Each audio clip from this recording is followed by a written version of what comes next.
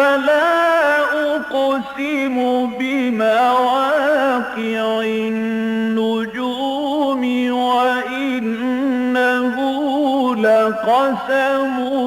لو تعلمون عظيم إنه لقرآن كريم في كتاب مكنون لا يمسه إلا المطهرون تنزيل من رب العالمين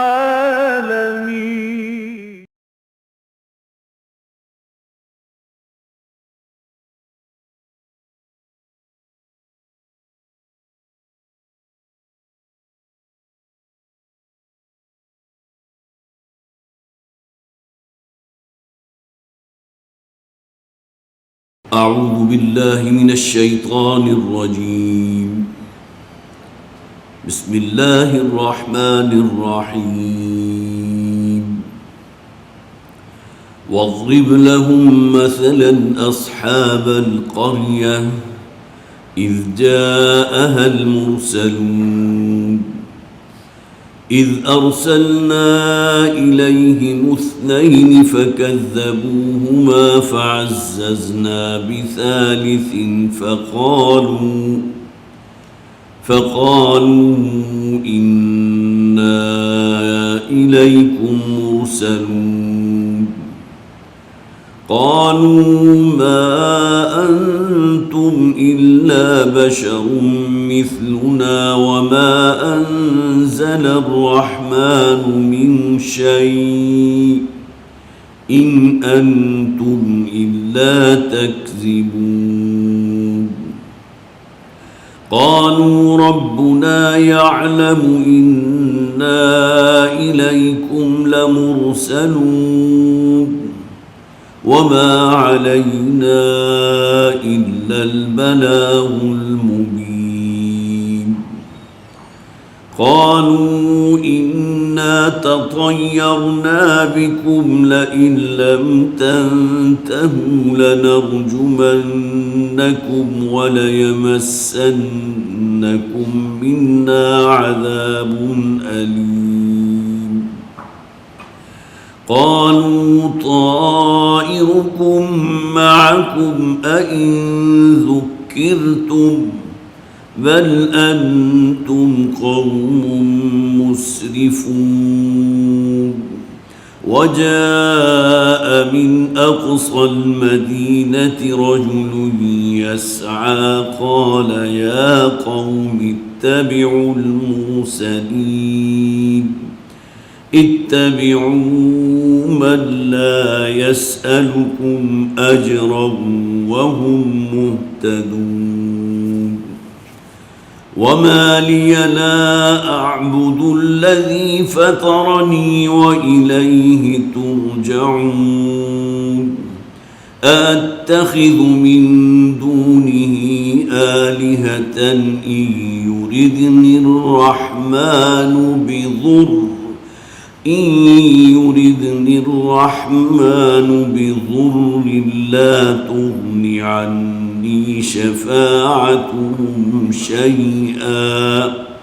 لا تغن عني شفاعتهم شيئا ولا ينقذون إني إذا لفي ضلال مبين إني آمنت بربكم فاسمعون قيل ادخل الجنة قال يا ليت قومي يعلمون بما غفر لي ربي وجعلني من المكرمين. صدق الله العظيم. رب اشرح لي صدري ويسر لي أمري واحلل عقدة من لساني يفقهوا قولي. اللہم الہمنا رشدنا واعذنا من شرور انفسنا آمین یا رب العالمین۔ سورہ یاسین کا پہلا رکوع ہم نے پچھلی مرتبہ مکمل کیا تھا۔ صرف ذہن میں تازہ کر لیجئے کہ سورہ مبارکہ کا آغاز حروف مقطعات سے ہوا، یاسین کے الفاظ سے، اور جیسا کہ میں نے عرض کیا تھا کہ ہمارے سلف میں صحابہ کرام میں یہ رائے موجود ہے کہ یاسین سے مراد نبی اکرم صلی اللہ علیہ وسلم کی اپنی ذات ہے، اور یہ مخفف ہے یا سید کا، یاسین یا سید، اور اس کے فوراً بعد قرآن کو گواہ بنایا گیا، قرآن کی قسم کھائی گئی کس شے پر؟ انک لمن المرسلین، اے نبی صلی اللہ علیہ وسلم قرآن گواہ ہے، قرآن شاہد ہے کہ آپ اللہ کے فرستادوں میں سے ہیں، اللہ کے بھیجے ہوئے میں سے ہیں۔ انک علی صراط مستقیم، اور آپ اس رستے پر ہیں جو بالکل سیدھی راہ ہے، سیدھا رستہ ہے۔ اس کے بعد ذکر کیا گیا اہل عرب، خاص طور پر جو اولین مخاطب تھے نبی اکرم صلی اللہ علیہ وسلم کے، اہل مکہ، جو اپنے آپ کو دین ابراہیمی پر سمجھتے تھے، اور اللہ تعالیٰ نے فرمایا کہ اے نبی صلی اللہ علیہ وسلم اب آپ ان کو ڈرائیے اور خبردار کیجئے، اس لیے کہ ان کے آباء و اجداد میں عرصہ دراز سے کوئی نبی اور رسول نہیں آیا۔ اب اس میں اعادہ نہیں کروں گا، لیکن وہی بات کہ تقریباً 2500 برس ہے اس نسل میں حضرت اسماعیل سے لے کر نبی اکرم صلی اللہ علیہ وسلم تک، کہ اس میں کوئی نبی اور رسول موجود نہیں ہے۔ پھر یہ کہ ان کی ضد اور ان کی ہٹ درمی کی وجہ سے اللہ تعالیٰ فرماتے ہیں کہ ہم نے ان کی آنکھوں پر اب پردے ڈال دیے، جسے عام طور پر قرآن کہتا ہے نا ختم اللہ علی قلوبہم، کہ ان کے دلوں پر مہر کر دی گئی، ان کے دل جو ہے وہ سربند کر دیے گئے ہیں، اس لیے کہ اپنی ہوس کے اندر، اپنی نفس پرستی کے اندر، اپنے فسق و فجور میں یہ اتنے آگے جا چکے ہیں کہ اب ان کے اندر ہدایت قبول کرنے کی توفیق ہی سلب کر لی گئی۔ تو ختم اللہ علی قلوبہم، طبع اللہ علی قلوبہم، اور یہاں فرمایا کہ وجعلنا من بین ایدیہم سدا ومن خلفہم سدا، اب ہم نے وہ دبیز پردے حائل کر دیے ہیں ان کے سامنے بھی، کہ اللہ تعالیٰ کی مخلوقات میں سے اللہ تعالیٰ نے جو جو چیزیں پیدا کی ہیں اس کے بڑے بڑے مظاہر ان کی نگاہوں کے سامنے ہیں، لیکن اس سے کوئی عبرت حاصل نہیں کرتے، کوئی نصیحت اور سبق حاصل نہیں کرتے۔ اور نہ صرف یہ بلکہ ان کے پہلے جو اقوام گزر چکی ہیں ان سے بھی کسی قسم کی کوئی عبرت حاصل نہیں کرتے۔ وجعلنا من بین ایدیہم سدا، ان کے سامنے بھی پردے ہیں بڑے دبیز، اور ان کے پیچھے بھی پردے ڈال دیے گئے۔ دوسرا رکوع جو شروع ہوا تھا تو اس میں خاص طور پر ایک بستی کا ذکر ہے، نبی اکرم صلی اللہ علیہ وسلم سے فرمایا گیا وَاضْرِبْ لَهُمْ مَثَلًا أَصْحَابَ الْقَرْيَةِ، اے نبی صلی اللہ علیہ وسلم ذرا ان کے سامنے مثال بیان کیجئے ایک بستی کے رہنے والوں کی، اصحاب القریہ۔ پچھلی مرتبہ میں نے بہت ہی اختصار کے ساتھ عرض کیا تھا اصحاب القریہ سے مراد ہیں کسی بستی کے رہنے والے، لیکن ہمارے ہاں جو مفسرین ہیں ان میں اکثر و بیشتر وہ ہیں کہ جن کا تقریباً اتفاق ہے کہ یہ شام کا دارالخلافہ انطاکیہ ہے جو یہاں مراد ہے، اور اللہ تعالیٰ نے وہاں اپنے نبیوں اور رسولوں کو بھیجا تھا، یا ایک رائے یہ ہے کہ حضرت عیسیٰ علیہ السلام کے متبعین تھے کہ جن کو حضرت عیسیٰ علیہ السلام نے دعوت و تبلیغ کے لیے وہاں بھیجا۔ یہ دونوں آراء موجود ہیں، لیکن اس میں سب سے زیادہ جو رائے اپیل کرتی ہے، جیسا کہ بہت سے اور معاملات میں بھی والد محترم ڈاکٹر اسرار احمد صاحب حوالہ دیا کرتے تھے، مولانا امام حمید الدین فراہی کا، مولانا اصلاحی صاحب کا، اس لیے کہ بہت ہی مشابہت ہے یہاں جو الفاظ آئے ہیں، سورہ اعراف میں حضرت موسیٰ علیہ السلام کا جو ذکر ہے تو بہت سے اعتبارات سے مشابہت ہے ان دونوں مقامات میں۔ تو مولانا اصلاحی کی رائے یہ ہے کہ یہاں اصل میں جن دو رسولوں کا ذکر ہے، اذ جاء المرسلون اذ ارسلنا الیہم اثنین، جبکہ ہم نے ان کی طرف بھیجا دو رسولوں کو، اور دو رسولوں کا ذکر قرآن حکیم میں صرف حضرت موسیٰ حضرت ہارون علیہ السلام کے لیے آتا ہے۔ دونوں سگے بھائی تھے، حضرت ہارون جو ہے عمر میں بڑے تھے حضرت موسیٰ علیہ السلام سے، اور پھر یہ کہ حضرت موسیٰ علیہ السلام کا معاملہ اس اعتبار سے بھی نبی اکرم صلی اللہ علیہ وسلم کے بہت ہی، جسے آپ کے یہ قریب شمار کیا جاتا ہے، زمانی اعتبار سے نہیں بلکہ اس اعتبار سے کہ حضرت موسیٰ علیہ السلام کو جو ایک جمعیت فراہم ہوئی تھی تو حضرت موسیٰ نے انہیں کہا تھا کہ نکلو اللہ کے راستے میں جہاد اور قتال کے لیے، یہ ارض فلسطین جو اللہ تعالیٰ نے تمہارے لیے لکھ دی ہے، یہ اللہ کا فیصلہ ہے، یہ تمہیں لازماً ملے گی، لیکن تمہیں ہمت کرنی ہوگی کہ نکل کر جو ہے اس شہر میں داخل ہونا ہوگا، اللہ تعالیٰ تمہیں فتح عطا فرمائے گا۔ اور سورہ مائدہ کے اندر تفصیلاً وہ جو ہے وہ تقریباً 2 رکوع بلکہ 1 رکوع مکمل ہے، اور پھر دوسرے رکوع کی بھی غالباً کچھ آیات ہیں جو اسی واقعے پر مبنی ہے۔ تو حضرت موسیٰ علیہ السلام کی زندگی میں وہ مرحلہ آیا کہ جب جہاد اور قتال کی نوبت بھی آئی، جبکہ جملہ انبیاء اور رسول کا معاملہ اس کے بالکل برعکس ہے۔ کہیں آپ کو یہ نظر نہیں آئے گا کہ کسی نبی یا رسول نے اپنی قوم کو کہا ہو کہ اللہ کے راستے میں جہاد کے لیے نکلو، قتال کے لیے نکلو، سوائے حضرت موسیٰ علیہ السلام کے۔ گویا کہ ایک اعتبار سے دیکھا جائے تو 2 بالکل ایکسٹریمز ہیں جن پر آپ کو ایک طرف حضرت نوح علیہ السلام نظر آ رہے ہیں،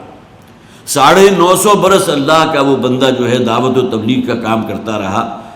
لیکن ایمان لانے والوں کی تعداد زیادہ سے زیادہ 72، اور دوسری ایکسٹریم پر ہے محمد رسول اللہ صلی اللہ علیہ وسلم کہ ایک ہی لائف سپین کے اندر اللہ تعالیٰ نے گویا کہ دعوت کا آغاز بھی ہوا، ان کو ان کے ساتھی اعوان و انصار بھی فراہم ہوئے، اور انہی کی زندگی میں وہ مرحلہ بھی آیا کہ فاتح کی حیثیت سے مکے میں داخل بھی ہوئے۔ گویا کہ اگر آپ دیکھیں گے تو اس اعتبار سے یہ 2 ایکسٹریمز ہیں، اور ان کے بالکل درمیان میں آپ کو حضرت موسیٰ علیہ السلام نظر آتے ہیں کہ ان کے گرد ایک جمعیت بھی فراہم ہو گئی تھی، اعوان و انصار بھی موجود تھے جو ان پر ایمان لائے تھے، بنی اسرائیل، اور اس کی تعداد اس وقت جو ہے تقریباً 6 لاکھ کے قریب تھی۔ لیکن یہ کہ جب انہیں کہا گیا کہ نکلو اللہ کے راستے میں جہاد و قتال کے لیے، تو بڑے سخت الفاظ ہیں جو قرآن حکیم نے نقل کیے ہیں، اذهب انت وربك فقاتلا ان هاهنا قاعدون۔ پوری قوم نے یک زبان ہو کر یہ بات کہی کہ موسیٰ تم اور تمہارا رب تم دونوں جاؤ اور جا کر جنگ کرو، ہم یہی بیٹھے ہوئے۔ اور یہاں خاص طور پر جس اہتمام کے ساتھ اس واقعے کا ذکر کیا گیا تو اس میں گمان غالب والد محترم رحمۃ اللہ علیہ کی بھی رائے یہی تھی، اس لیے کہ حضرت عیسیٰ علیہ السلام کے اگر حواریین میں سے یہ تھے تو ایسا تو نہیں ہوا کہ کسی شخص کو جو ہے جو اگرچہ رسول نہیں تھا اور اس کی دعوت کو رد کر دیا جائے، اس پر عذاب الہی جو ہے ان کے اوپر ڈال دیا جائے، جبکہ ان کے ساتھ معاملہ یہ ہوا ہے کہ ایک چنگھاڑ ہے یا ایک چیخ ہے کہ جو آئی ہے کہ جس نے ان تمام کو ہلاک کر دیا۔ تو بہت سے قرائن ایسے ہیں جس کی بنیاد پر یہ بات جو ہے کسی درجے میں محسوس ہوتی ہے کہ واقعتاً یہاں معاملہ جن 2 انبیاء اور رسول کا ہے وہ حضرت موسیٰ اور حضرت ہارون علیہ السلام ہیں، اور تیسرے وہ ہیں کہ جن کا ذکر سورہ اعراف کے اندر اور سورہ مومن کے اندر تفصیل سے موجود ہے کہ وہ مومن آل فرعون تھے، قوم فرعون سے ان کا تعلق تھا، درباریوں میں شامل تھے، دلی طور پر حضرت موسیٰ علیہ السلام پر ایمان لا چکے تھے، لیکن یہ کہ انہوں نے اپنے ایمان کو ابھی اس کا انکشاف نہیں کیا تھا۔ واشگاف الفاظ میں حضرت موسیٰ علیہ السلام پر اپنے ایمان کا جو ہے انہوں نے کوئی گویا کہ کلمہ شہادت اس معنی میں ادا نہیں کیا، لیکن یہ کہ بالآخر وہ وقت آیا کہ جب کہ وہ کھڑے ہوئے ہیں بھرے دربار میں، اور وہ تقریر کی ہے قرآن حکیم نے جو ٹریبیوٹ پیش کیا ہے اس مومن آل فرعون کو، کہ سورہ اعراف کے اندر آپ نوٹ کیجئے سورہ مومن کے اندر جو ہے 3 صفحات ہیں مصحف کے کہ جس میں اس مومن آل فرعون کی تقریر قرآن حکیم میں نقل کی گئی،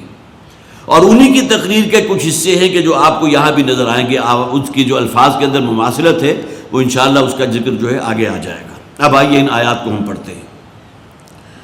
وَاضْرِبْ لَهُمْ أَصْحَابَ الْقَرْيَةِ إِذْ جَاءَهَا الْمُرْسَلُونَ۔ اے نبی صلی اللہ علیہ وسلم ذرا آپ ان کے سامنے بیان کیجئے ایک بستی کی مثال، اِذْ جَاءَهَا الْمُرْسَلُونَ کہ جب کہ پہنچے وہاں ہمارے فرستادہ اور ہمارے بھیجے ہوئے ہمارے رسول، اِذْ أَرْسَلْنَا إِلَيْهِمُ اثْنَيْنِ کہ جب کہ ہم نے ان کی طرف بھیجا 2 رسولوں کو،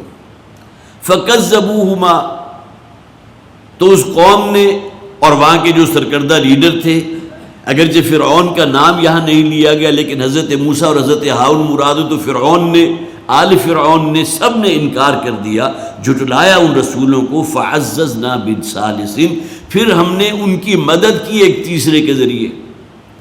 وہ تیسرے وہ ہیں جن کا ذکر سورہ مومن کے اندر تفصیل سے ابھی میں اس کا جو ہے پوری وہ تقریر اس کا حوالہ آپ کے سامنے رکھوں گا، مولانا اصلاحی نے جو ہے اپنی تفسیر کے اندر ان کی وہ پوری تقریر اس کا رواں ترجمہ نقل کیا جو ابھی میں آپ کو سناؤں گا۔ فعززنا بثالث پھر تیسرے کے ذریعے ہم نے ان کی تائید کی ہے، ان کی نصرت کی ہے اور ان کی مدد کی۔ فقالوا انا الیکم مرسلون اب ان تینوں نے گویا کہ اب یہ معاملہ جو ہے یکجا ہو گیا۔ ان 2 کا تو پہلے ہی معاملہ یہ تھا کہ وہ عقیدہ توحید پر قائم بھی تھے اور توحید کی دعوت دے رہے تھے۔ نبی اور رسول کا مقصد تو یہی ہے نا، اپنے ایک رب کی عبادت کرو،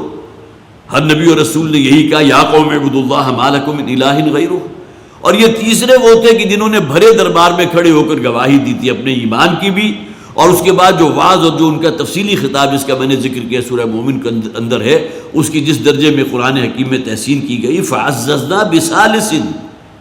یہ تائید اس تیسرے کی طرف سے ہوئی، فقالوا انا الیکم مرسلون، اور پھر انہوں نے کہا کہ ہم ہیں کہ جو اللہ کے فرستادہ ہیں، بھیجے ہوئے. اب یہاں وہ دو تو نبی تھے ہی،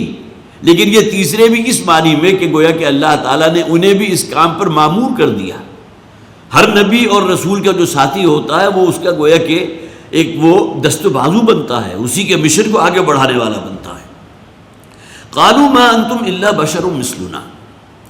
اب قوم کا بالکل وہی جواب تھا جو ہر نبی اور رسول کے لیے قوم نے دیا. قرآن میں جہاں بھی آپ دیکھیں گے یہ موجود ہے کہ تم سوائے ہم جیسے ایک انسان کے تمہارے اندر کون سا کوئی سرخاب کا پر لگا ہوا ہے، یعنی کہ تمہارا ہمارے انسانوں کے ساتھ اس درجے مطابقت ہے کہ کوئی فرق ہی محسوس نہیں ہوتا. قالوا ما انتم الا بشر مثلنا، تم نہیں ہو مگر ہمارے جیسے ایک انسان. وما انزل الرحمن من شیء، اور رحمان نے، ہم اس بات کو مانتے ہیں، کوئی شے کبھی نازل نہیں کی. اب اصل میں جب انسان کے نگاہوں پر پردے اتنے دبیز پڑ جاتے ہیں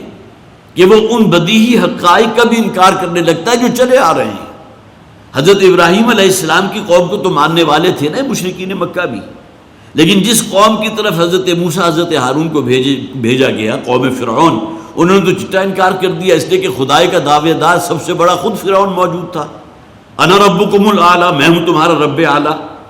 میں کسی آسمانی رب کو نہیں مانتا، میں کسی شریعت کو نہیں مانتا، جو میری مرضی ہوگی وہ قانون بناؤں گا. گویا کہ اختیار مطلق تو میرے ہاتھ میں ہے. قانون سازی کا اختیار ہو کسی اعتبار سے بھی، اگر اختیار کسی چڑیا کا نام ہے تو وہ تو میرے پاس ہے، انا ربکم الاعلی. تو انہوں نے کہا ما انزل الرحمن من شیء، رحمان نے کبھی کوئی شے نازل نہیں کی. ان انتم الا تکذبون، یہ تم تینوں مل کر جو بات کہہ رہے ہو ہم اس کا انکار کر رہے ہیں، اس کو جھٹلاتے ہیں. قالوا ربنا یعلم انا الیکم لمرسلون. اس پر انہوں نے کہا کہ ہمارا رب تو خوب جانتا ہے نا کہ ہمیں اسی نے بھیجا ہے. آمن الرسول بما انزل الیہ من ربہ والمؤمنون، جو وحی نازل کی جاتی ہے کسی نبی اور رسول پر تو سب سے پہلے ایمان لانے والے تو خود وہ نبی اور رسول ہوتے ہیں. تو انہوں نے یہ کہا ربنا یعلم انا الیکم لمرسلون، کہ ہمارا رب تو خوب معلوم ہے، اس سے خوب جانتا ہے وہ، انا الیکم مرسلون، کہ ہمیں تمہاری طرف بھیجا گیا ہے تمہاری ہدایت کے لیے. وما علینا الا البلاغ المبین. یہاں معلوم ہوتا ہے کہ حضرت موسیٰ حضرت ہارون کو بھی اب دعوت و تبلیغ کرتے ہوئے کتنا عرصہ گزر چکا، اور اب قوم جو ہے ٹس سے مس ہونے کو تیار نہیں. تو نتیجہ کیا نکلتا ہے عام طور پر کہ پھر ان کو ان کے حال پر چھوڑ دیا جاتا ہے. قرآن حکیم میں بھی کہا گیا کہ اے نبی صلی اللہ علیہ وسلم، ہم نے آپ کو ان پر کوئی اختیار دے کر نہیں بھیجا، آپ کو کوئی داروغہ بنا کر نہیں بھیجا کہ زبردستی انہیں ایمان اور ہدایت کے رستے پر لے آئیں. وما انت علیہم بمسیطر، سورہ غاشیہ میں فرمایا گیا نا آپ ان پر داروغہ مقرر نہیں کیے گئے، آپ کو ہم نے کوئی اختیار نہیں دیا. یہی معاملہ یہاں ہے کہ وما علینا الا البلاغ المبین. معلوم ہوتا ہے کہ انہوں نے محسوس کر لیا کہ ان دلوں میں اب کوئی تیل باقی نہیں رہا، اب ہدایت کو اخذ کرنے کی اور اسے قبول کرنے کی کوئی رمق ان میں موجود نہیں ہے. اب اس پر انہوں نے کہا ہمارے ذمے تو صرف اس پیغام کا پہنچا دینا تھا جس کے ہم امانت دار تھے، جس کے ہم امین تھے. انی رسول امین. اب اکثر و بیشتر نبی و رسولوں کو جہاں ذکر آیا وہ اس بات کی گواہی دیتے ہیں کہ اپنے رب کے پیغام کو پہنچانے میں ہم نے کہیں کوئی کمی نہیں کی، جو کا تو وہ پیغام تم تک منتقل کیا ہے. یہاں فرمایا الا بلاغ المبین، ہمارے ذمے جو کام تھا وہ صرف یہ تھا کہ اس بات کو، اس ہدایت کے پیغام کو تم تک کھول کر پوری طرح وضاحت کے ساتھ پہنچا دیں. قالوا انا تطیرنا بکم. اس پر قوم نے یہ کہا کہ ہم تو اصل میں محسوس کرتے ہیں کہ ہمارے اوپر جتنی بھی کوئی مصیبتیں آتی ہیں، کوئی ہلاکتیں آتی ہیں، خواہ وہ زلزلے ہوں یا خاص طور پر اگر یہاں حضرت موسیٰ حضرت ہارون کے اس زمانے کو سامنے رکھا جائے تو چچڑیوں کا عذاب آیا ہے، زفادے کا، مینڈکوں کا عذاب آیا ہے، خون کا عذاب آیا ہے، اس کا ذکر قرآن حکیم میں موجود ہے. اور یہ مختلف عذاب جو انہیں دیے گئے تو اس لیے کہ شاید متنبع ہو جائیں، اور اس کا ایک رزلٹ نکلتا بھی تھا. حضرت موسیٰ علیہ السلام کے پاس آتے تھے گڑ گڑاتے ہوئے، اے موسیٰ تم اپنے رب سے دعا کرو کہ کسی طرح اس مصیبت کو، اس عذاب کو، یہ مینڈکوں اور چچڑیوں کا جو عذاب ہے، جو پسوؤں کا عذاب ہے، ان کو ہم پر سے ٹال دے. حضرت موسیٰ علیہ السلام دعا کرتے تھے، اللہ تعالیٰ اس عذاب کو سلب کر لیتا تھا، لیکن پھر وہی انکار جو ہے، وہی ہٹ درمی ان کے مقدر میں رہی، اسی پر قائم رہے۔ تو وہی الفاظ یہاں ہیں، قالوا انا تطیرنا بکم، تو اس پر انہوں نے کہا کہ ہم اصل میں محسوس کرتے ہیں کہ ہم پر جو کوئی بھی مصیبتیں اور جو کوئی تکالیف آ رہی ہیں وہ تمہاری وجہ سے، تم نے ہمارے ان خداؤں کو ناراض کر دیا۔ تم کہتے ہو نا یہ تمہارا یہ دین جھوٹا ہے، ان مصنوعی خداؤں کا کوئی جو ہے وہ گویا کہ کوئی جڑ بنیاد نہیں ہے، تم نے ان کو جھٹلایا ہے، لہذا اب ان کی پھٹکار پڑ رہی ہے، یہ تم سے ناراض ہو گئے ہیں، لہذا بارشیں برسنا ختم ہو گئی، قحط ہو گیا، اور اسی طرح مختلف قسم کے جو ہے عذاب ہمارے اوپر نازل ہو گئے۔ یہ سب اصل میں نتیجہ ہے ہمارے خداؤں کے ناراض ہونے کا۔ انا تطیرنا بکم، یہ طیر کا لفظ آتا ہے پرندے کے لیے، لیکن عام طور پر اسے کسی کو شگون کے طور پر لینا، جس طرح آپ ہمارے ہاں بھی عام طور پر یہ جو ہے یہ مستعمل ہے، یہ کہ فلاں کے شخص کے سر کے اوپر جو ہے وہ ہما بیٹھ گیا۔ ہما ایک پرندے کا نام ہے، معلوم ہوتا ہے خوش قسمتی جو ہے، شان و شوکت اور دنیا و دولت جو ہے پوری طرح اس کے اوپر مہربان ہے، اس کے سر پر تو معلوم ہوتا ہے ہما بیٹھا ہوا ہے۔ اور خاص طور پر پہلے جہاں بادشاہت ہوا کرتی تھی تو بادشاہ جس کو منتخب کیا جاتا تھا اس کے لیے یہ عام طور پر ضرب الامثال جو ہے استعمال ہوتی تھی کہ اس کے سر پر تو ہما بیٹھ گیا، وہ پرندہ کہ جس کے سر پر بیٹھ جائے اسے بادشاہت مل جاتی ہے، اس کے اوپر تمام خزانے جو ہیں ان کے دروازے کھول دیے جاتے ہیں۔ تو طیرنا بکم، یہ اس میں گویا کہ پھر یہاں مراد لیا گیا، یہ اصل میں نحوست ہے، وہ شومی قسمت جسے کہتے ہیں۔ ایک ایکسٹریم وہ ہے کہ خوش قسمتی جو ہے وہ پورے دروازے کھول دیے جائیں، اس کے سر پر ہما بیٹھ گیا، اور دوسری ایکسٹریم یہ ہے کہ کسی کے اوپر بدقسمتی جو ہے اس درجے مسلط ہو جائے کہ اس سے نکلنے کی گنجائش موجود نہ ہو۔ تو جو کچھ بھی ان کے اوپر آیا تو انہوں نے کہا انا تطیرنا بکم، کہ جو تکلیف بھی ہمیں آتی ہے، جس مصیبت میں بھی ہم گرفتار ہوتے ہیں، وہ اصل میں تمہاری نحوست اور تمہاری ہمارے اندر موجودگی کا نتیجہ ہے، اور ہمارے خداؤں کو تم نے ناراض کر دیا، جس کی وجہ سے یہ عذاب ہمارا مقدر بنے۔ لئن لم تنتہوا، اگر تم باز نہ آئے، یہ دعوت و تبلیغ کا کام جو ہے اس سے اگر تم باز نہیں آتے، لنرجمنکم، تو ہم لازماً تمہیں سنسار کر دیں گے، پتھر مار مار کر ہلاک کر دیں گے، وَلَا يَمَسَّنَّكُم مِّنَّا عَذَابٌ عَلِيمٌ، یا یہ کہ اگر یہ معاملہ نہ بھی کیا تو ہم تمہیں وہ سزا دیں گے جو تمام لوگوں کے لیے نشان عبرت بن جائے، بڑا دردناک عذاب جو ہے ہم تمہارا مقدر کر دیں گے۔ دیکھیے اس سے پہلے بھی ہم نے پڑھا تھا وَمَا عَلَيْنَا إِلَّا الْبَلَاغُ الْمُبِينُ، ہمارے ہاں عام طور پر یہ ایک ہی اصطلاح استعمال ہوتی ہے، دعوت و تبلیغ کی اصطلاح۔ ہم سمجھتے ہیں مترادفات ہیں، لیکن ان کے اندر نوعیت کا ایک فرق ہے۔ تبلیغ ہے کسی بات کا دوسرے تک پہنچا دینا، کسی کو آپ نے ٹارگٹ کیا، کسی کو ہدف بنایا کہ میں اللہ کا پیغام، اللہ کا دین یا قرآن کی بات اس تک پہنچاؤں گا، اب آپ خود چل کر اس تک پہنچے ہیں، یہ تبلیغ ہے، گویا کہ آپ نے اس بات کو اس تک پہنچا دیا۔ ایک دعوت یہ ہے کہ آپ نے کسی کو اپنے پاس بلایا اور اس تک حق بات پہنچائی، جیسے کہ نبی اکرم صلی اللہ علیہ وسلم کی جو سیرت ہے اس کے آغاز میں یہ دونوں چیزیں پیرلل ہیں۔ کتنے ہی مواقع پر آپ نے بنی ہاشم کے لوگوں کو اپنے گھر پر جمع کیا، مدعو کیا، ضیافت اور کھانے کا اہتمام کیا، اور اس کے بعد وہ بات پیش کی ہے جو اللہ تعالیٰ کی طرف سے جس کا حکم دیا گیا تھا، قم فانذر وربک فکبر وثیابک فطہر۔ سورہ مزمل، سورہ مدثر کی ابتدائی آیات جو اس پر سب سے بڑا مظہر ہے۔ سب سے پہلے تو اپنے انذر عشیرتک الاقربین، قرآن میں یہ بھی حکم موجود ہے کہ جو آپ کے قرابت دار ہیں، جو آپ کے قریب ترین کا حلقہ ہے رشتہ داروں کا، ان تک اللہ کے دین کو پہنچائیں۔ تو اس پہنچانے کے دو روٹس ہوتے ہیں، ایک تبلیغ ہے کہ جس میں آپ نے اس بات کو پہنچایا، اس تک وہاں پہنچے ہیں، حق تبلیغ ادا کیا ہے۔ ایک یہ ہے کہ آپ نے ان کو دعوت دی اپنے ہاں اور اس کے بعد اس دعوت کو پیش کیا، اس پیغام کو ان کے سامنے رکھا۔ تو وما علینا الا البلاغ المبین، گویا کہ ہم نے جو بات پہنچانی تھی تم تک ایک ایک گھر پر جا کر دستک دی ہے محمد رسول اللہ صلی اللہ علیہ وسلم نے۔ کہیں کوئی قافلہ آیا مکہ کے گرد آ کر حضور کو اطلاع ہوئی کہ اس نے پڑاؤ ڈالا، وہاں پہنچ گئے، یہ تبلیغ ہے۔ اور دعوت کا کام بھی حضور نے کیا، مکہ میں رہتے ہوئے لوگوں کو بلایا، جہاں کہیں کچھ لوگ دیکھے وہاں پہنچ گئے اور وہاں جا کر اپنی بات پیش کی، اپنے گھر پر لوگوں کو مدعو کیا۔ قالوا انا تطیرنا بکم لئن لم تنتہوا لنرجمنکم، اگر تم باز نہ آئے اپنی دعوت و تبلیغ سے تو ہم تمہیں سنسار کر دیں گے، ولیمسنکم منا عذاب علیم، اور پھر ہماری طرف سے تمہیں بڑا ٹارچر کیا جائے گا، بڑا تشدد کیا جائے گا، لوگوں کے لیے نشان عبرت بنا دیا جائے گا، بڑا دردناک عذاب جو ہے ہماری طرف سے تمہارا مقدر ہوگا۔ قالوا طائرکم معکم، اس پر ان تینوں نے یہ کہا کہ یہ جو تمہارے اوپر جو برے حالات آ رہے ہیں، جسے تم ہماری نحوست سمجھتے ہو کہ شاید ہماری وجہ سے تمہارے ساتھ یہ معاملہ ہو رہا ہے، قالوا طائرکم معکم، تمہارے ساتھ جو کچھ ہو رہا ہے وہ اللہ کی طرف سے مقدر ہے، تمہاری شومی قسمت جو ہے وہ تمہارا مقدر ہے، وہ اللہ کی طرف سے ہے۔ یہ تو انسان کے سوچنے کا اپنا انداز ہوتا ہے نا، کہ اس پر اگر کوئی تکلیف آتی ہے تو فوراً اپنے اوپر نظر ڈالتا ہے کہ مجھ سے کہیں کوئی خطا تو نہیں ہو گئی، کہیں میں نے جانتے بوجھتے ایسا تو نہیں کیا کہ اللہ تعالیٰ کے احکامات کو پاؤں تلے روننے لگا ہوں۔ اس لیے کہ انسان اگر واقعتاً سلیم الفطرت انسان ہے تو سب سے پہلے وہ اپنے اوپر نظر ڈالے گا کہ میرے اندر کوئی کمی رہ گئی ہے، میرے اندر کوئی کسک ہے، میرے اندر کوئی معاملہ کوتاہی کا ہو رہا ہے، کہیں میں جو ہے ممکن ہے نادانستہ طور پر کسی غلط رستے کے اوپر چل پڑا ہوں، تو انسان سب سے پہلے اپنے اوپر نظر ڈالتا ہے۔ بعد میں دوسرے لوگوں کے بارے میں نبی اکرم صلی اللہ علیہ وسلم کو اسی بات پہ تسلی دی گئی تھی نا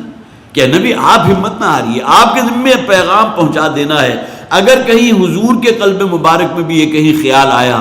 کہ کہیں میری محنت میں کوئی کمی رہ گئی ہو، میرے انداز بیان میں یا جس طرح میں ان کے سامنے پیغام پہنچا رہا ہوں اس میں کوئی کمی رہ گئی ہو، تو شاید اس وجہ سے یہ لوگ آگے نہیں بڑھ رہے، دین کو قبول نہیں کر رہے۔ حضور کو تسلی دی گئی، ایسا کوئی معاملہ نہیں۔ اصل میں یہ انہی کی بدبختی ہے کہ ہر شے ان پر واضح ہے لیکن اس کے باوجود جو ہے آپ کی بات پر کان دھرنے کو تیار نہیں۔ قالوا طائرکم معکم، تو اس پر انہوں نے کہا، یہاں اگر ہم مراد لیں گے حضرت موسیٰ، حضرت ہارون اور ان کے ساتھ جو تیسرے تھے، کہ اب یہ تمہاری نحوست جو ہے تمہاری اپنی وجہ سے ہے۔ اَإِن ذُكِّرْتُمْ،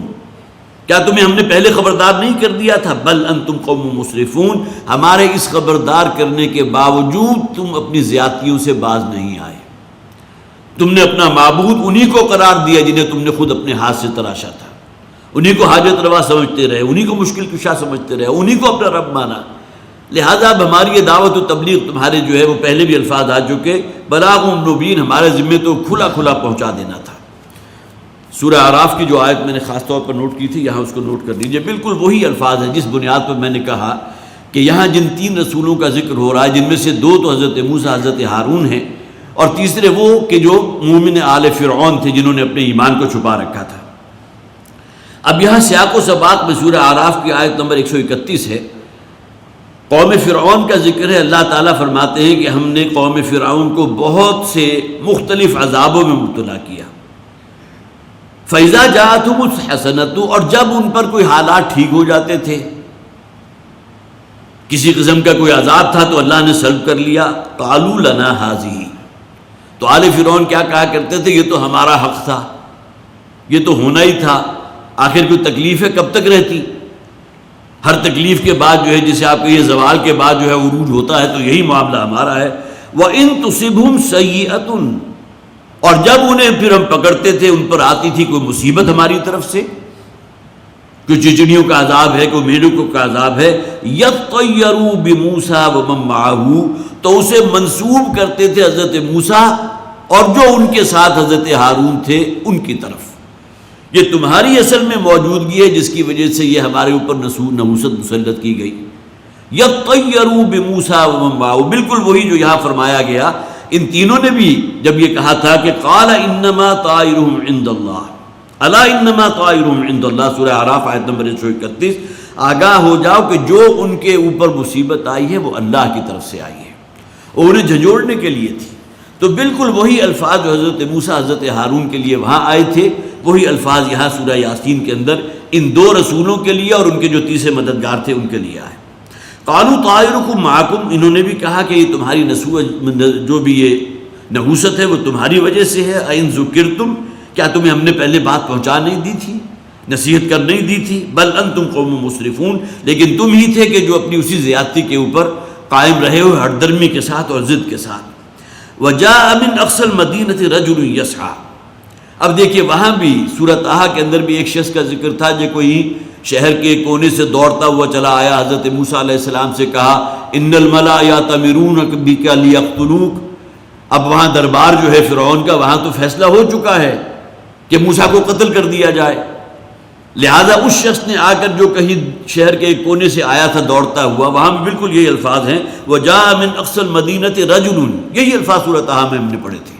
لیکن وہاں وہ شخص مراد تھا کہ جس نے اپنے ایمان کو چھپا رکھا تھا، اور اس نے آ کر حضرت موسیٰ علیہ السلام سے کہا تھا کہ دربار فرعون کے اندر جو ہے تمہارے قتل کا فیصلہ ہو چکا، لہٰذا اب یہاں سے نکل لو۔ تو حضرت موسیٰ علیہ السلام نے پھر مدین کا رستہ اختیار کیا، جسے آپ کہہ سکتے ہیں کہ وہ وہاں سے انہوں نے ایک فرار اختیار کیا تھا عارضی طور پر، اور کچھ عرصے کے بعد 10 12 15 سال کے بعد پھر واپس آئے اللہ کے حکم سے، اور پھر وہ جو کلمہ توحید اذهب الى فرعون انه طغى، حضرت موسیٰ کو جب اللہ تعالیٰ نے حکم دیا کہ جاؤ فرعون کی طرف، اس لیے کہ وہ سب سے بڑھ کر سرکش ہو چکا ہے۔ تو یہاں بھی وہی الفاظ ہیں، وَجَاءَ مِنْ أَقْصَى الْمَدِينَةِ رَجُلٌ يَسْعَىٰ، اور آیا اس شہر کے ایک کونے سے ایک شخص دوڑتا ہوا، قَالَ يَا قَوْمِ اتَّبِعُوا الْمُرْسَلِينَ، اور اس نے آ کر کہا اپنی قوم سے۔ دیکھیے یہاں وہ بات جو سورہ طٰہٰ میں کہی گئی تھی کہ حضرت موسیٰ علیہ السلام کو پیشگی خبر کر دی کہ اب آپ کے لیے فیصلہ ہو چکا دربار میں کہ آپ کو قتل کر دیا جائے گا، اس لیے کہ آپ کے ہاتھوں ایک قبطی مارا گیا جو آل فرعون میں سے تھا، لہذا قصاص جو ہے ان کے ہاں اس درجے میں تو موجود تھا، جو قاتل ہے اس کو قتل کرو۔ تو حضرت موسیٰ علیہ السلام اس اعتبار سے اس شخص کے قاتل ٹھہرے، لہذا ان کے قتل کا فیصلہ ہو گیا۔ اب یہاں وہ دوسرا اس کی جو ہے ورشن وہ آ رہی ہے، اور اس نے آ کر کہا قال یا قوم اتبعوا المرسلین، اور اس پر اس نے اپنی قوم سے کہا کہ اتباع کرو ان اشخاص کا جن کو اللہ نے تمہاری طرف بھیجا، جو فرستادہ ہیں اللہ کے۔ مرسلین یہ جمع کا صیغہ ہے، جمع میں 2 بھی آ جاتے ہیں، اور اس کے ساتھ جو تیسرا ہے جو یہ شخص آیا ہے وہ بھی چونکہ ان کا ہم نوا تھا تو وہ بھی اس میں از خود موجود ہے۔ اتبعوا من لا يسألكم اجرا وهم مهتدون، اتباع کرو اس شخص کا کہ جس نے کبھی تم سے کوئی اجرت طلب نہیں کی، کوئی معاوضہ نہیں مانگا کسی نبی اور رسول نے۔ آپ پڑھ لیجئے صورتوں کے اندر جہاں ما اسرکم علیہ من اجر، ہر نبی اور رسول نے یہ کہا کہ میں اپنی اس محنت کا صبح و شام میں جو ہلکان کر رہا ہوں اپنے آپ کو تمہارے پیچھے، کبھی اس کا کوئی عوض، کوئی بدلہ، کوئی ریوارڈ، کوئی اجر میں نے تم سے طلب نہیں کیا۔ تو یہاں اس شخص نے یہ کہا اتباع کرو اس کا کہ جس نے لا یسألکم اجرا، کہ جس نے تم سے کبھی کوئی معاوضہ یا کوئی اجرت طلب نہیں کی اپنی محنت کی، وہم مہتدون، اور یہ سب جو ہے جو بھی ان پر ایمان لا چکے وہ سیدھے راستے پر ہیں۔ وَمَا لِيَ لَا عَبْدُ الَّذِي فَطَرَنِي وَإِلَيْهِ تُرْجَعُونَ۔ اب یہ دیکھیے یہاں کل 5 آیات ہیں جو گویا کہ ایک رکوع کا جو ہے تقریباً 1/3 یا 1/4 حصہ بنے گا، اور سورہ مومن کے اندر جو ہے پورے 2 رکوع مسلسل بڑے طویل رکوع ہیں، اور عام مصحف کے وہ 3 صفحات بنتے ہیں، جہاں اس مومن آل فرعون الذی یکتم ایمانہ، وہ مومن آل فرعون کے جس نے اپنے ایمان کو چھپا رکھا تھا، اس کے اس خطاب کو نقل کیا۔ مولانا اصلاحی اپنی اس تدبر قرآن کے اندر تفصیل سے اس کا ایک رواں ترجمہ جو ہے انہوں نے نوٹ کیا، حالانکہ تفسیر کے اندر وہ بات جو ہے سورہ مومن میں اب چند رکوع کے بعد، چند ہی صورتوں کے بعد سورہ مومن موجود ہے، سورہ یاسین کے بعد تو اس میں بھی آ جائے گی۔ یہاں جو 5 باتیں انہوں نے کہیں ان کو نوٹ کیجئے۔ سب سے پہلی بات کیا؟ یا قوم اتبعوا المرسلین، اے میری قوم کے لوگوں۔ اب اس شخص کے بارے میں جو لوگ تو یہ سمجھتے ہیں کہ حضرت موسیٰ علیہ السلام کے حواریین تھے، کہ جن کو حضرت عیسیٰ علیہ السلام کے حواریین تھے، جو گویا کہ نبی اکرم صلی اللہ علیہ وسلم سے 571 عیسوی ہے، جو حضرت عیسیٰ علیہ السلام کے یوم پیدائش ہے، جو ولادت ہے حضور کی صلی اللہ علیہ وسلم۔ گویا کہ ان لوگوں کے نزدیک جن اشخاص کا یہ ذکر کیا جا رہا ہے وہ حضرت عیسیٰ علیہ السلام کے پیروکار تھے، اور اس حوالے سے جیسا کہ میں نے عرض کیا، ایک بات اس کے خلاف یہ جاتی ہے کہ صرف پیروکاروں کا انکار کرنے والوں پر اللہ کی طرف سے وہ عذاب نہیں آتا کہ پوری قوم کو ہلاک کر دیا جائے، جو رسولوں کے معاملے میں اللہ تعالیٰ کی سنت رہی ہے۔ اور یہاں جو الفاظ ہیں کہ اس نے آ کے سب سے پہلی بات کیا کہی؟ یا قوم اتبعوا المرسلین، اے میری قوم کے لوگوں اتباع کرو ان کی جن کو اللہ نے بھیجا ہے، جو مرسل ہیں، جو فرستادہ ہیں، جن کو اللہ تعالیٰ نے ایک ڈیوٹی پر مامور کر دیا۔ اتبعوا من لا یسألکم اجرا، دوسری بات یہ ہے کہ تم اپنے ان رسولوں کی پیروی کرو۔ سب سے پہلی بات تو یہ کہ وہ انہیں رسول مانتے ہی نہیں تھے، اب رسول مانتے تب بات آگے بڑھتی نا، لیکن چونکہ یہ شخص خود گواہی دے رہا ہے کہ اللہ کے رسول ہیں، اتبعوا المرسلین، اتباع کرو ان کا جو اللہ کے فرستادہ ہیں۔ اور پھر یہ کہ یہ وہ لوگ ہیں کہ جنہوں نے لا یسألکم اجرا، تم سے کوئی اجر انہوں نے طلب نہیں کیا۔ اور تیسری بات اپنے بارے میں کہی ہے، وَمَا لِيَ لَا أَعْبُدُ الَّذِي فَطَرَنِي، کیسے ممکن ہے میرے لیے تو ایک بات جو ہے مجھے زیب نہیں دیتی، میرے شایان شان تو نہیں ہے۔ اللہ تعالیٰ نے جو فطرت تسلیم دے کر ہر انسان کو اس دنیا میں بھیجا، اس کے منافی ہے یہ بات کہ ہم اپنے رب کو پہچاننے سے انکار کر دیں۔ وَمَا لِيَ لَا أَعْبُدُ الَّذِي فَطَرَنِي، کیسے ممکن ہے میرے لیے کہ میں نہ عبادت کروں، نہ پوجا کروں، نہ بندگی کروں اس ہستی کی کہ جس نے مجھے پیدا کیا؟ ان بتوں نے جن کو تم پوجتے ہو، انہوں نے تو مجھے پیدا نہیں کیا، یہ تو کوئی بارش کے برسانے والے نہیں ہیں، میں تو عبادت گزار رہوں گا، پوجا کروں گا، بندگی کروں گا۔ سورہ کافرون ہے نا، قُلْ يَا أَيُّهَا الْكَافِرُونَ لَا أَعْبُدُ مَا تَعْبُدُونَ وَلَا أَنْتُمْ عَابِدُونَ مَا أَعْبُدُ وَلَا أَنَا عَابِدٌ مَا عَبَدتُّمْ وَلَا أَنْتُمْ عَابِدُونَ مَا أَعْبُدُ، جس طرح تکرار کی گئی ہے وہاں کہ میں تو ہرگز پرستش نہیں کروں گا، ہرگز عبادت نہیں کروں گا ان کی جن کو تم پوجتے ہو، جن کی تم عبادت کرتے ہو۔ تو وَمَا لِيَ لَا أَعْبُدُ الَّذِي فَطَرَنِي، میرے شایان شان تو نہیں ہے، میں نہیں مناسب سمجھتا اس بات کو کہ میں عبادت نہ کروں اس کی کہ جس نے مجھے پیدا کیا، جس نے نہ صرف یہ کہ مجھے پیدا کیا، مجھے ہدایت کے رستے پر دیا۔ الذی هو یطعمنی ویسقین، وہی ذات ہے جو مجھے کھلاتی اور پلاتی ہے۔ وَإِذَا مَرِضْتُ فَهُوَ یشفین، اور میں کہیں بیمار ہو جاتا ہوں، حالت مرض میں ہوتا ہوں، تو وہی ہے جو مجھے شفا دینے والا ہے۔ اب اس کے اتنے بڑے بڑے احسانات میرے اوپر موجود ہیں، تو کیسے ممکن ہے کہ میں اسے اپنا رب نہ مانوں، اس کی عبادت کا حق ادا نہ کروں، اس کے لیے سراپا تشکر نہ بن جاؤں؟ تو تیسری بات اس نے یہ کہی اپنے بارے میں کہ میں تو بندگی کرتا ہوں اور کروں گا صرف اس رب کی جس نے مجھے پیدا کیا، جو میرا روزی رسا بھی ہے، حاجت روا بھی ہے، مشکل کشا بھی ہے۔ وَإِلَيْهِ تُرْجَعُونَ، اور چوتھی بات اس نے یہ کہی کہ اسی کی طرف تم سب کو لوٹا دیا جائے گا۔ اب یہ دیکھیے چند جملے ہیں سورہ مومن کے اندر جو تفصیل سے خطاب آیا، اس کا خلاصہ یہاں موجود ہے وہی انداز۔ وَجَاءَ مِنْ أَقْصَى الْمَدِينَةِ رَجُلٌ يَسْعَىٰ، شہر کے ایک دور دراز کے کونے سے ایک شخص آیا دوڑتا ہوا، اور اس نے آ کر کہا، سورہ طٰہٰ میں ذکر تھا، اس نے حضرت موسیٰ علیہ السلام کو خبر دی کہ تمہارے بارے میں فرعون کے دربار میں فیصلہ ہو چکا، تمہیں قتل کر دیا جائے گا قصاص میں۔ اور یہاں آ کر اس کا دوسرا ورژن جو آ گیا کہ اس نے آ کر جو بات کہی ہے، جو واز کہا ہے، بہت ہی اختصار کے ساتھ کل 4 آیات یہاں ہیں، اور وہاں مکمل 2 رکوع ہیں جو تقریباً مصحف کے 3 صفحات کے مساوی ہیں۔ أَأَتَّخِذُ مِن دُونِهِ آلِهَةً، کیا اللہ کے سوا میں کسی اور کو اپنا معبود بنا لوں؟ إِن يُرِدْنِ الرَّحْمَنُ بِضُرٍّ، اگر میرا رب ہی میرے بارے میں کسی ضرر کا فیصلہ کر دے، اگر اس دنیا میں تم مجھے نقصان پہنچانا چاہتے ہو، مجھے تختہ مشق بنانا چاہتے ہو، مجھے ٹارچر کرنا چاہتے ہو، جیسا کہ کہہ بھی دیا گیا تھا لَئِن لَّمْ تَنْتَهُوا لَنَرْجُمَنَّكُمْ وَلَيَمَسَّنَّكُمْ مِنَّا عَذَابٌ أَلِيمٌ۔ گویا کہ اس صاحب ایمان کو پہلے سے اندازہ ہو چکا تھا کہ اب جس رستے کا میں راہی ہوں، تو اب یہاں میرے ساتھ جو سلوک ہونے والا ہے، یا تو صلیب پر لٹکا دیا جاؤں گا، یا پتھر مار مار کر ہلاک کر دیا جاؤں گا۔ اور یہ معاملہ ہوا ان کے ساتھ۔ حضرت عبداللہ ابن عباس رضی اللہ تعالی عنہ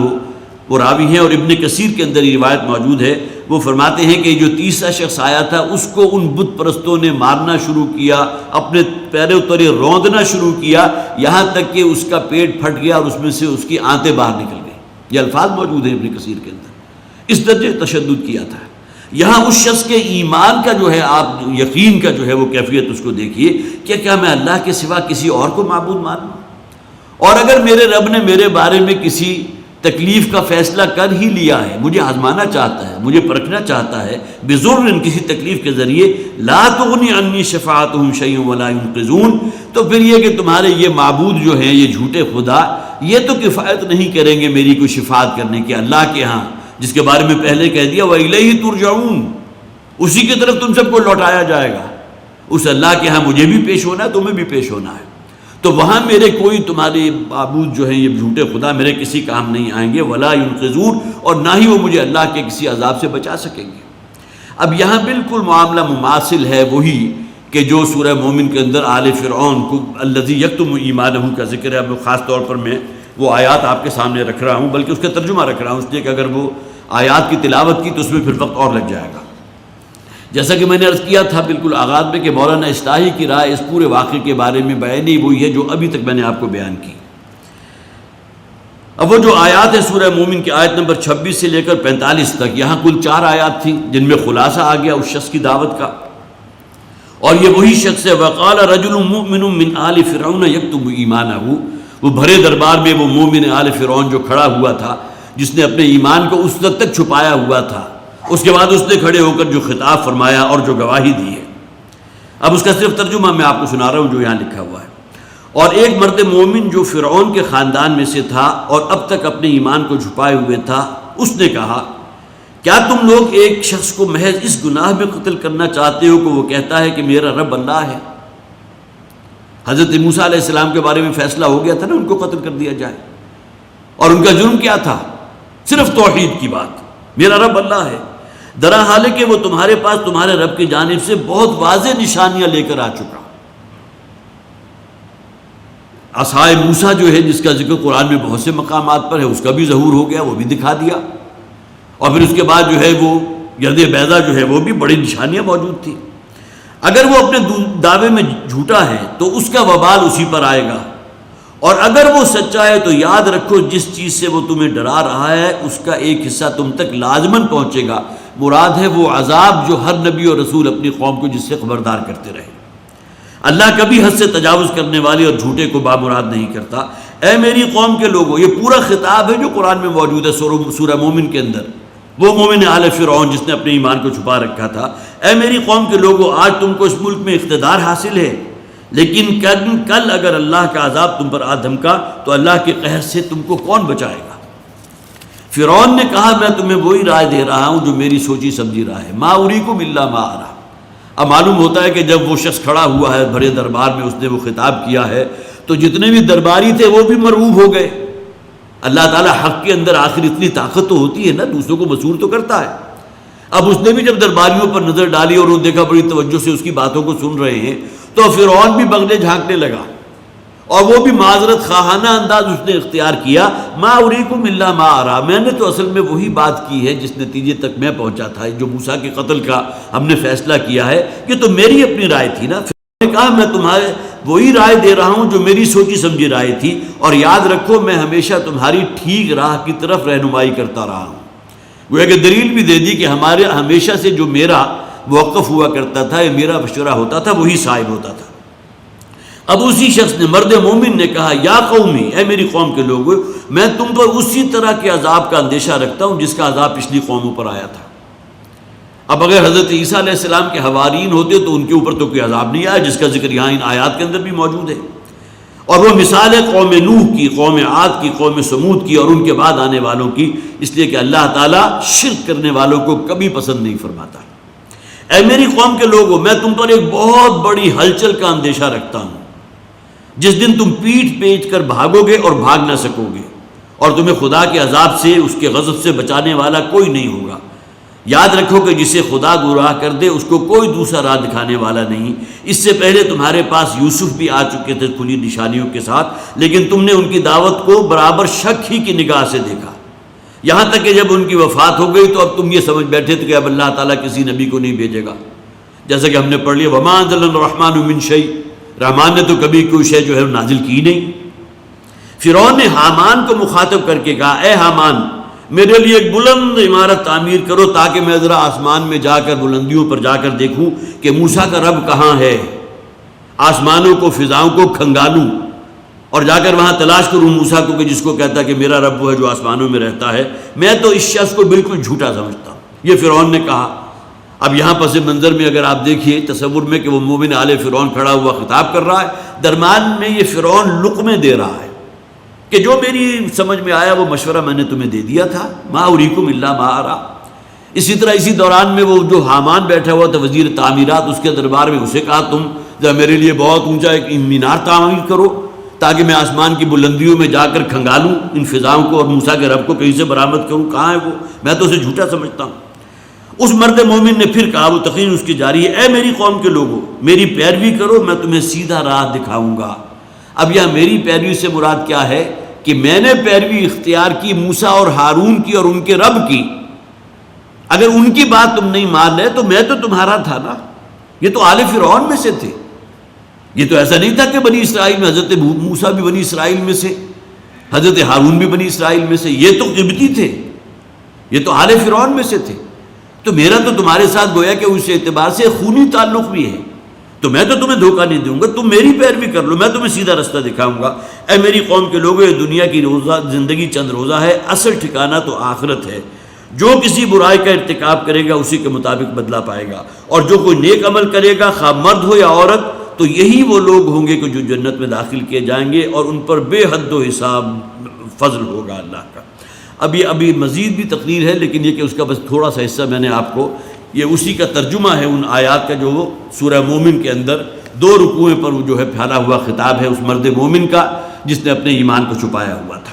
اور یہاں بڑے اختصار کے ساتھ کل 4 آیات کے اندر اسی خطاب کا خلاصہ ہے، گویا کہ اس درجے مطابقت ہے اس مقام کی اور حضرت موسیٰ، حضرت ہارون اور تیسرے وہ کہ جنہوں نے اپنے ایمان کو چھپایا ہوا تھا، کہ بظاہر محسوس نہیں ہوتا کہ اس کے اندر کوئی تضاد نظر آ رہا ہو۔ لیکن جیسا کہ میں نے عرض کیا، اکثر و بیشتر مفسرین کو اگر آپ دیکھیں تو وہاں وہی رائے لی گئی ہے کہ حضرت عیسیٰ علیہ السلام ہی کے متبعین تھے اور انہی کے پیروکار تھے، کہ جن میں سے 2 اشخاص گئے تھے۔ یہ شام کا دارالخلافہ انطاکیہ تھا جہاں یہ معاملہ ہوا، اور ان دونوں رسولوں کا تو معاملہ یہاں بھی اس کا ذکر نہیں ہے، لیکن اس شخص کے بارے میں تو پھر یہاں بھی اس کا ذکر موجود ہے کہ اس کو پھر انہوں نے ہلاک کر دیا۔ اور حضرت عبداللہ ابن عباس رضی اللہ تعالیٰ عنہ کی جو روایت ہے کہ اس پر اتنا تشدد کیا کہ ان کا پیٹ پھٹ گیا اور اس میں سے آنتیں جو ہیں وہ باہر نکل گئی۔ واللہ اعلم۔ وما لی لا اعبد الذی فطرنی والیہ ترجعون ااتخذ من دونہ آلہۃ ان یردنی الرحمن بضر لا تغنی عنی شفاعتهم شیئا ولا ینقذون انی اذا لفی ضلال مبین۔ اگر کہیں تمہارے دباؤ اور تمہارے ٹارچر کی وجہ سے میں بھی تم جیسا ہو گیا، ظاہر ہے کہ انسان کو اپنی جان تو بڑی عزیز ہوتی ہے نا، اور ہمارے دین میں اس بات کی اجازت بھی ہے کہ جان بچانے کے لیے اگر کوئی شخص تم سے کوئی کلمہ کفر نکلوانا چاہے تمہاری زبان سے تو بھی حرام نہیں ہے، لیکن یہ کہ جان کا اندیشہ ہو۔ جو بھی جوان مرد ہوگا وہ اپنی جان کو قربان کر دے گا، لیکن اپنی زبان سے کلمہ کفر تو نہیں نکالے گا۔ کتنی ہی مثالیں ایسی موجود ہیں کہ حق کے لیے جو ہے وہ سولی پر چڑھے ہیں، پھانسی کے پھندے کو چوم کر اپنے گلے میں ڈالا ہے، حالانکہ اس موقع پر شیطان انہیں رستہ دکھا سکتا تھا۔ اپنی جان بچانے کے لیے ابھی تو زندگی پڑی ہے، دعوت و تبلیغ کا کام پھر کرتے رہنا، تو جان بچانے کے لیے اس کی اجازت موجود ہے، لیکن یہ کہ جو بھی حق کے صحیح معنوں میں علم بردار ہوتے ہیں وہ اپنی جان کی بھی پرواہ بھی نہیں کرتے۔ انی اذا لفی ضلال مبین، اگر کہیں ایسا ہو گیا جو تم چاہتے ہو، اس بت پرستی کے اندر مجھے جو ہے دوبارہ ملوث کرنا چاہتے ہو، تو پھر تو میں پھر اپنی راہ سے بھٹک جاؤں گا۔ انی آمنت بربکم فاسمعون، یہاں بھی نوٹ کیجئے، میں تو ایمان محکم رکھتا ہوں تمہارے رب پر، جو میرا رب تو ہے ہی۔ ظاہر ہے اس مومن آل فرعون کا ایمان اصلاً تو اس کے رب پر تھا نا، لیکن قرآن حکیم میں یہ انداز بھی اختیار کیا گیا ہے، جیسا کہ سورہ یونس کے اندر موجود ہے، قُلْ يَا أَيُّهَا النَّاسُ إِن كُنتُمْ فِي شَكٍّ مِّن دِينِي فَلَا أَعْبُدُ الَّذِينَ يَعْبُدُونَ مِن دُونِ اللَّهِ۔ اے نبی کہہ دیجئے، اے لوگو اگر تمہیں میرے دین کے بارے میں کوئی شک ہے نا، تم اپنے آپ کو سمجھتے ہو دین ابراہیمی پر ہو اور سچا دین وہ تھا جس پر تم کاربند ہو، تو میں تو ہرگز پیروی نہیں کروں گا، نہیں پوجوں گا ان کو جن کو تم پوجتے ہو۔ وَلَٰكِنْ أَعْبُدُ اللَّهَ الَّذِي يَتَوَفَّاكُمْ، بلکہ میں عبادت کروں گا، پوجا کروں گا، مانوں گا، حق بندگی ادا کروں گا اس رب کی جو تمہاری جانوں کو قبض کرے گا۔ یتوفاکم، ہر انسان کی جان کو اللہ قبض کرتا ہے، نبی اور رسول کی جان بھی اللہ قبض کرتا ہے،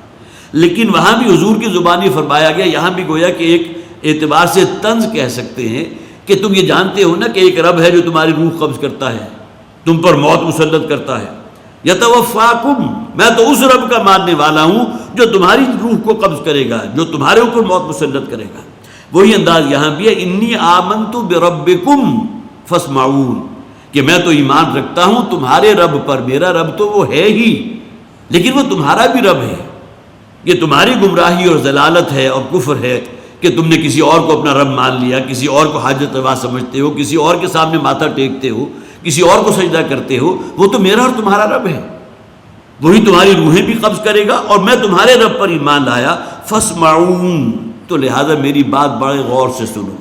بالکل یہی انداز سورہ مومن میں اس مرد آل فرعون کا بھی ہے، مومن آل فرعون جس نے اپنے ایمان کو چھپایا ہوا تھا۔ قیل ادخل الجنہ، اب کہہ دیا گیا اللہ تعالیٰ کی طرف سے کہ داخل ہو جاؤ جنت میں، چلے جاؤ بہشت میں۔ یا قال یا لیت قومی یعلمون، اس پر کہا، اس کے اندر بھی بڑے معنی ہیں، انشاءاللہ اگلی مرتبہ بیان ہوگا۔ اس پر اس شخص نے کہا جس پر یہ تشدد ہوا، وہ مومن آل فرعون، کہ یا لیت قومی یعلمون، کاش کہ میری قوم کو یہ بات معلوم ہو جائے، بما غفر لی ربی وجعلنی من المکرمین، کہ میرے رب نے کس طرح میری معصیتوں کو، میرے گناہوں کو، میری کوتاہیوں سے درگزر فرمایا، میری گزشتہ زندگی میں جو کچھ بھی مجھ سے ہوا ان سب کو پردہ فرمایا، ان سب کو معاف کر دیا. وجعلنی من المکرمین، اور میرے رب نے میری جتنی عزت کی ہے، اصل عزت کے قابل تو میرا رب ہے نا، اس نے مجھے جو عزت دی ہے، مجھے مکرمین میں سے بنایا، مجھے عزت والوں میں سے بنایا. کاش کہ میری قوم کو یہ علم ہو جائے کہ اس کا رب جو ہے کتنی قدر افزائی کرنے والا ہے اپنے بندوں کی، جو وہ محنت کرتے ہیں اپنے رب کی خوشنودی کے لیے، اپنے رب کی